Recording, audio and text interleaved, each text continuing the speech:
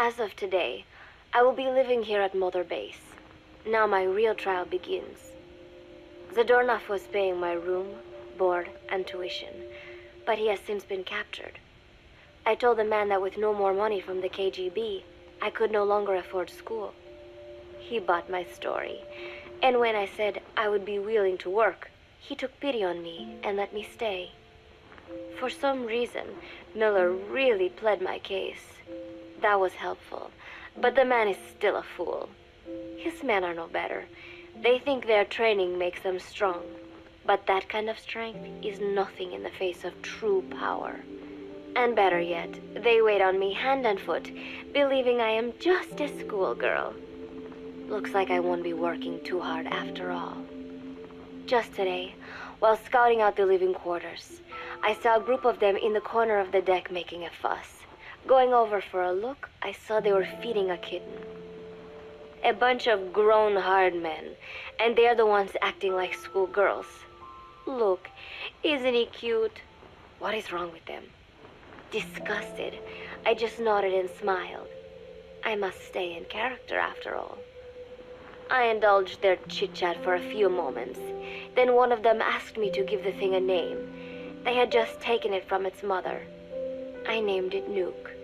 I improvised some nonsense about how our compassion for living things can help prevent wars. The men gave me a little fish. I held it out in my palm, and the kitten happily ate it up. What a pathetic, feeble creature. It sickens me. Today, Chico invited me to go fishing with the soldiers. I suppose finding one's own food does have its merit, but I prefer not to be involved in such a degrading task. And their prattling on about fishing being fun is nonsense. I'm not here to find playmates. Nevertheless, distasteful as it was, I went along in order to maintain my cover. Chico thrust a fishing pole into my hands, and we went up onto the deck where several soldiers had gathered. They welcomed us warmly. With so few women aboard Mother Base, I'm treated like a princess. No one suspects I am neither a teenager nor a student. It was nice and sunny, with a gentle breeze and waves. As I cast my line and waited for a bite, the soldiers began to ask me all sorts of questions. As always, I answered according to our predefined scenario, feigning a smile. As I sat there feeding them lies, the fish began to bite, and the soldiers began to focus on their prey. Chico had his bait stolen by a fish, and got so angry that he stood up and nearly fell into the sea. Everybody laughed. It almost made me want to join in too. At some point, I got a bite myself. The instant after I felt that first gentle tug, the fish yanked the line with astonishing strength, and I let out a cry of surprise. I thought he was going to be huge. It was my first time fishing, and I was a bit flustered, so the soldier beside me helped by supporting the pole from behind. "Reel it in," they shouted. I nodded, turning the handle as fast as I could. I wondered what kind of fish lived below the surface, and thought back to the deep sea dives I had to do as part of training. Those were difficult days, but I remember finding the multicolored fish gliding through the water incredibly soothing. After a hard fight, I pulled it up. To my surprise, it wasn't even half a vara, rather anticlimactic. But I wasn't doing it for fun, so I wasn't the least bit disappointed. Nook was hovering nearby with an expectant look on his face, so I gave the fish to him. All in all, a thoroughly wasted day. Preparations are coming along nicely. No one suspects me of being the one to let Zadornov out of his cell. Today, Amanda and I taught Cecile how to make gallo pinto. It is a simple home-cooked dish consisting of black frijoles mixed with arroz. It is well known throughout Central America, not just in Costa Rica, so it is no surprise that a Nica like Amanda would be good at making it. But I was raised in the States from a very young age, and can hardly even remember my mother's gallo pinto. Having to make chit-chat with that clueless bird lover and the so-called revolutionary was excruciating. And, clueless or not, I will need to be especially careful around Cecile, the one who actually recorded that tape. Thankfully, Miller and his men seemed to believe I mistook the tape I found for one my friend made. In any case, one can never be too careful. Anyway, the three of us minced garlic and herbs, then cooked them in a pot with frijoles we'd soaked overnight. While waiting for them to cook, we sautéed onions and arroz in a frying pan. Cecile worked the frying pan according to Amanda's directions, but seemed a bit glum. She does have a knack for cooking, though. She is French, after all. We added water to the pan and watched the arroz begin to steam. While we waited, Amanda shared memories of her mother with us. They had been separated because of Simosa, but the taste of her mother's cooking was still fresh in her mind. When the frijoles were ready, we drained the water, stir-frying them with the rest of the vegetables. Quite a complicated process for home cooking. Nonetheless, it kept them occupied. The longer we sat and talked, the greater the chance of my arousing their suspicions. With women, it is not enough to just bat your eyelashes and giggle. It takes a lot of effort to divert attention. When the arroz was done cooking, we folded it into the frijoles and added salsa, stirring the mixture as it simmered. At this point, for some reason, the conversation turned to romance. Why does it have to be that way whenever women get together and chat? Cecile fancies herself to be well-versed in such matters, and gave Amanda all sorts of advice. It was harmless enough, until, to my irritation, she began pestering me whether there was anybody I liked. Not right now, I said, trying to dodge the question. But she pressed on. It's Snake, isn't it? I gritted my teeth and played it coy. Maybe. Cecile nodded and giggled. He is pretty sexy, isn't he?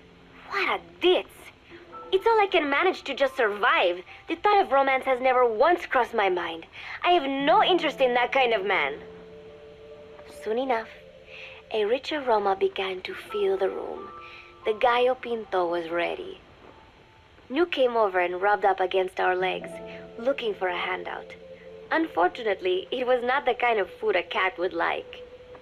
We let a few of the soldiers have a bite, and then headed off to the mess hall. The home-cooked flavor we'd achieved was a big hit with the men of MSF.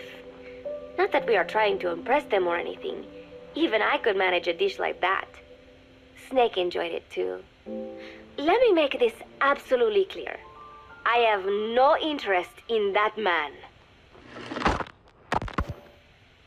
Football, or soccer as it is known in the States, is extremely popular here. It has not caught on yet in the US, but it has legions of rabid fans all across Latin America. These fans can get so rowdy that it is commonly believed El Salvador and Honduras went to war in 1969 over scuffles in a soccer match. In reality, tensions between the two countries were already high. The match was merely one of the sparks that set them off.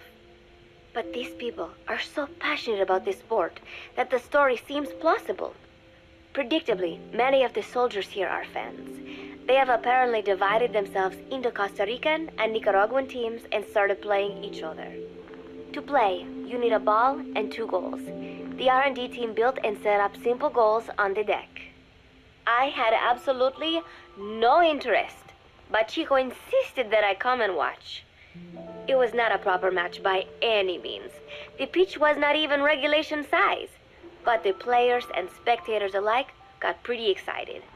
They banged empty cans and shouted cheers through the handmade megaphones. It almost felt like carnival. Huey, the referee, blew a whistle to start the match. The soldiers' training has left them in excellent physical shape, but they lacked the honed skills of professionals and their play was quite rough. Midway through, one of the men collided with another. They started shouting at one another, but Huey stepped in. I thought we had forsaken our countries, become one with the earth, he said, quoting Snake. We're not competing for national pride here, and we are not fighting for the good of any one country. This is not a war, Soccer is a peaceful sport, am I right? The soldiers nodded. They know the pain of war, and they share Snake's vision. Perhaps that is why all this resonates with them. Team Costa Rica was down a man, and somehow I was picked to fill in. Costa Rica had the advantage up until that point. I suppose Huey wanted to keep it balanced. The soldiers agreed with Huey's call. Maybe the Costa Rican players felt an even matchup would be more fun too. I could not be bothered to run at first, but chasing the ball out there in the hot sun, I was soon drenched in sweat. Before long, I found myself actively seeking out the ball, partially out of desperation. I picked up a loose ball deep on the opponent's side of the field. Even though he's Nicaraguan, Chico cheered me on, yelling, "Go for it, shoot!" I launched the ball as hard as I could, only to have it blocked by the keeper. Disappointment only increased my determination. In the end, I didn't score a single goal, and Costa Rica gave up its lead. It was really close, though. We congratulated each other on a good match and sprawled out in the shade on the deck, exhausted. The ocean breeze felt so nice on my sun-soaked body. Nuke came over. It is one of his favorite spots, and stretched out next to me.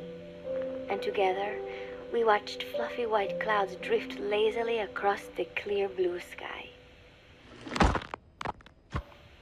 It was lovely out today, so I decided to sun myself in a lounge chair up on the deck when Strangelove came up to me. Despite the heat, she was in her usual long sleeves and pants. I waved at her. She looked away and mumbled, "Hello there. Fancy meeting you here." I asked if she needed anything, feeling her eyes creeping up and down my body like she was savoring it. Finally, she swallowed and said, "You have such beautiful skin." Bewildered, I shook my head and said, "No, not at all. I had heard rumors that she was a lesbian, but she couldn't be after me, could she?" She continued to stare and said, "No, it is beautiful, but you must not let yourself get so tanned." And then she took my hand in hers. "What is wrong with a little sun?" I asked, trying to cut the conversation short. But she shook her head violently. "No, you mustn't. A young lady should take better care of her skin." She was acting strangely now, as if aroused. She lectured me on the perils of tanning, how it ages skin, causing wrinkles and spots, and in the worst cases, even skin cancer. I knew already that tanning could cause spots, but I thought only pale-skinned Anglo-Saxons had to deal with that. Having a scientist tell me it causes aging, though, that spooked me a little. If I am to keep playing the teenager, I will have to start paying more attention to my skin. Sensing my anxiety, she took a small tube from her pocket. She said it was the sunscreen she always used. She told me to keep it. I didn't know what to say. I was more than happy to take it, but exactly what were her intentions? Was she merely being nice? Or is she really into me? Either way, there was no reason to refuse, I suppose. I have undergone training. An out-of-shape woman does not pose any real threat to me. Having power means not being afraid. It is the same on a global scale. A country with nukes can dictate terms to a country without them. I thanked her and took the tube. Then she offered to put some on for me. She squirted some lotion onto her fingers and began rubbing it into my chest. It happened so suddenly, and I was so taken aback that I did not even think to protest. She caressed my stomach with her long white fingers, then slid them upwards between my bikini-clad breasts. "What? Wait," I sputtered as her moist eyes met mine. She was beautiful. Somehow, I found myself captivated by this woman more than 10 years my elder. "Hold still," she whispered in my ear. I nodded silently, unable to refuse. My body went limp, motionless, as if in a trance. Gently, carefully, she rubbed the lotion all over my entire body. I shouldn't have enjoyed it, and yet I could not help myself. For a moment, I was spellbound. That woman is dangerous. I had better watch myself. Protecting one's health is an important part of any agent's job. But despite my best efforts, I have caught a cold. Now that I think about it, Mother Base's numbers are on the rise, with soldiers coming from all different places and backgrounds. It is no wonder then that sooner or later someone would bring in a virus. That said, what I have got is just a common cold. The medical team said I'd need a few days rest, so I've been restricted to my room and put on bed rest. I thought I'd gotten used to not having anyone around to relate to, but at times like these, being alone is just miserable. All I could do is lay there and stroke Nook's back, trying to take my mind off how bad I felt. Nook just sat there, not making a sound. But I did have visitors. Amanda and Chico, Huey, Cecile, Miller, and a few of the soldiers I've become relatively close to. Amanda made me a soup with herbs she said were good for a cold. Miller told me to take it easy. I will sing you a lullaby, he said, then broke out a guitar and sang some incomprehensible song in Japanese. I did not need to understand the lyrics to know he is an awful singer. Then he said, "You know what is good for a cold? Suppositories. Here, I'll show you." He began to take off his pants, so I threw my tissue box at him to make him go away. Then Strangelove showed up, saying she had some miracle Indian cure. "It has got eucalyptus extract," she said. "It works best if you rub it into your chest." And then she tried to take off my nightshirt. I whacked her with my pillow, and I got rid of her. Chico brought me a little flower in a cup. It had been growing in a little bit of earth that probably found its way on board, stuck to something else. "I found this on the deck. Here, you can have it." He tried to act nonchalant, but I am pretty sure he's got a crush on me. None of them understand. If they thought these little visits would cheer me up, they were wrong. Tonight, Snake himself came to my room. Like the rest, he believes I am just a schoolgirl and treats me as such. "Why did you abandon your country?" I asked him. "Why create the MSF?" Of course, I knew the answers already, but I wanted to hear it from him. As I had imagined, he was not exactly forthcoming. All he would say is that his country abandoned him because all he could do was fight, and that is why he needed the MSF, because that is all he is any good for. Then he said, "Fighting is the only thing I understand, but that does not mean I have got a grudge against those who believe in peace. I am not one of them, and I do not believe in peace. Conflict is in man's nature. We fight our enemies in order to survive. Maybe we are not so different after all, he and I. But that is exactly why I'm going to have to kill him, or else he will have to kill me. When I stop and think about this wretched existence, being killed by a man like that suddenly does not seem like such a bad thing." Every month, Mother Base throws a party for all the soldiers whose birthdays fall in that month. There is something strange about a military organization having parties. Really though, it is just an excuse to drink and make noise. It is not easy to get alcohol on a fortress in the middle of the ocean. Most days they are training from dawn till dusk. They do not have time for things like drinking. That is why Snake and Miller came up with the idea, to give everyone a chance to let loose. Obviously, a bunch of boors like that are not going to bother with blowing out candles on a cake. Rather, they sit there in a cloud of cigarette smoke, drink beer, eat meat, tell tasteless jokes, and swap crude insults about one another's hometowns. But it hardly ever breaks out into something serious. They talk up a storm, but they're just having fun. It is funny. You have got members of FSLN rubbing shoulders with the UCLAs, people who once would have considered the other mortal enemies. I wonder if that is what makes Big Boss so popular. In leaving their countries behind, they leave their hatred for other countries too. Miller seemed a little protective of me. Hope they're not being too crude, he said. But soon enough, he too was drunk. He yelled, "Come here and take a look at the real Kazuhira Miller," then dropped his pants and mooned everybody. The other soldiers burst out laughing. I have never seen such a crude, ridiculous party before. And yet, all these people, laughing and acting the fool. Is this what they call peace? For some reason, I began to think about all that has happened since I came here. Fishing with Chico, cooking with Amanda and Cecile, playing soccer, having visitors when I caught a cold. When I stop and think about it, my time here has been the most peaceful of my life. But that is about to end.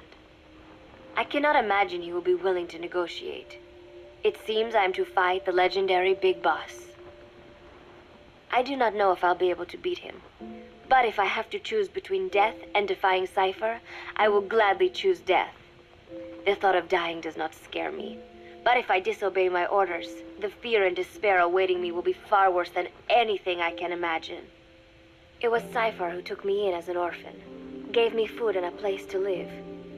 His orders may have been unreasonable, but I will never repay my debt entirely. It seems I have no choice. I must fight this man. I must fight Snake. Do you know Miller, Snake's right-hand man? Apparently has got at least one serious weakness. He is an insatiable womanizer. He does not bother me, most likely because he considers teenagers off-limits. But he has hit on every single one of the few female soldiers here at Mother Base. They ought to be telling him where to stick it, but end up falling for it so easily. I think some of it stems from the fact that he is actually not that bad looking. Anyway, today, that nasty habit got him in trouble. He and Snake got into one of their rare fights, and I was there to see it. They burst out of the showers, completely naked, trading punches. I am no child. The sight of a naked man does not make me blush. But this was something else. "Maybe this'll teach you," Snake yelled as he slammed his fists into Miller's chest. I heard later that apparently he'd been two-timing someone, and that same someone had gone to Snake with her troubles. As I see it, it is her own fault for letting herself be deceived like that. If she is too dumb to see through Miller's lies, then she got what she deserved. But this was not the first time it had happened, or the second, and Snake read Miller the riot act. Miller argued back, and what began as a shouting match turned into a fist fight. "You son of a bitch," Miller yelled as he swung. "Not bad," said Snake, smiling, "but not good enough." And then he was back on the offensive. They had already been at it pretty hard in the showers, and their bodies were covered with bruises. Both of these men had been trained for war, their bodies deadly weapons. They were each bleeding from a dozen places. All this from a fist fight. Even so, it was far less gruesome than if they had given it their all. It was obvious that one of them would be dead were they fighting for real. Miller took another swing, yelling, "Try this then!" Snake parried, then responded in kind. But I could tell he was not aiming for anything vital. "You are one tough bastard, boss," Miller muttered. A smile crept across his face as he caught his breath. And then they went right on fighting. Blood and sweat flew off their glistening bodies. It was combat without hatred or hostile intent. I had never seen violence like this before. And yet, it was more than just a friendly tussle. They were utilizing every technique they knew. It was not a sporting match. They were not playing by the rules. How could they keep this up? At last, the two men tired themselves out, and the bizarre scene came to an end. They looked at each other's battered bodies, and then burst out laughing, embracing and congratulating each other on a good fight. It all seemed so idiotic. I still cannot fathom such behavior. But somehow, I got the sense that for all his womanizing, Miller really only trusted one person, and that was Snake. There was no way I could ever come between the two of them. And at that thought, I began to feel as if I had lost. All of Mother Base is preparing for a festival. Since Snake and his soldiers spend so much time fighting, they are setting aside one day a year for peace and relaxation. I do not know all the details, but apparently that is what Snake and Miller decided. These soldiers love the idea, of course. There is so little fun to be had here that everybody looks forward to events like these. That is all well and good, but somehow I got roped into getting on stage. Come on, we even both have peace in our names, said Miller. And Zadarnov, that old Ruski's name, has something to do with peace too, right? Hey, as long as we're having a day of peace, we ought to get an act together. The Three-Piece Band. I thought he was joking. He then proceeded to share his idea without bothering to check with me. And now, I am slated to sing. Apparently, he had heard me on the deck one day, and since then he's wanted to form a band. Everybody's looking forward to it, so there is no way for me to back out now. I have never done anything like this, but it does feel kind of nice to know that people are looking forward to it. I mean, it cannot be any worse than Miller's singing, but modifications to Zeke are already finalized, and I must complete my mission. Betray Cypher now, and I will face a fate far worse than death. Still, there is no need to put things in motion just yet. What difference would it make to just wait a little while longer? A whole day of peace. The mission can wait until after that. Can it not? I know I am only delaying the inevitable. When the day comes, one of us will have to die. Snake or me. But still, if I could just come up with some way to stall Cypher, at least until our day of peace. When did I start having thoughts like this? My cover is blown. They know nothing of Cypher or my true objective, but they know I am a spy. There is no more time left. I must act now. I must complete my mission. How did it come to this? All I wanted was 3 more days. Just 3. Miller's already finished writing the song. It is called Love Deterrent. It is about a girl who cannot express her true feelings. I have been practicing. I am no pro, but I was pretty sure I would do a decent job. And now this. Cypher found out that Zeke was complete. He must have someone inside Mother Base besides me, spinning his tightly wound web of control, leaving no room for individual will. Typical. When they found out Zeke was complete, I was ordered to execute the operation immediately. If I was going to enjoy just one day of peace, I had to ensure the plan could not move forward. I tried to sabotage Zeke. I thought by damaging the drive system, they would have no choice but to delay their plans. I waited until midnight, and then snuck into the hangar. There would be trouble if it looked like sabotage. I selected one of the drive system's load-bearing parts and carefully worked to warp its shape. The leg's drive system requires a high degree of precision to operate. Even the smallest deviation would have done it. Then, Chico walked in. Maybe it was one of those nights where he could not sleep. In any case, he saw me, panicked, and took off running. It would have been easy to kill him, but I could not. I know he likes me.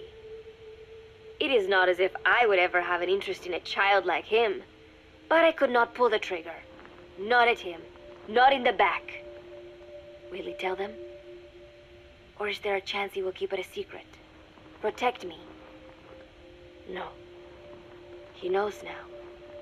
Knows I am not who he thought I was. He ran without even questioning what I was doing. There is no chance he does not know. And soon, all I have built here will end.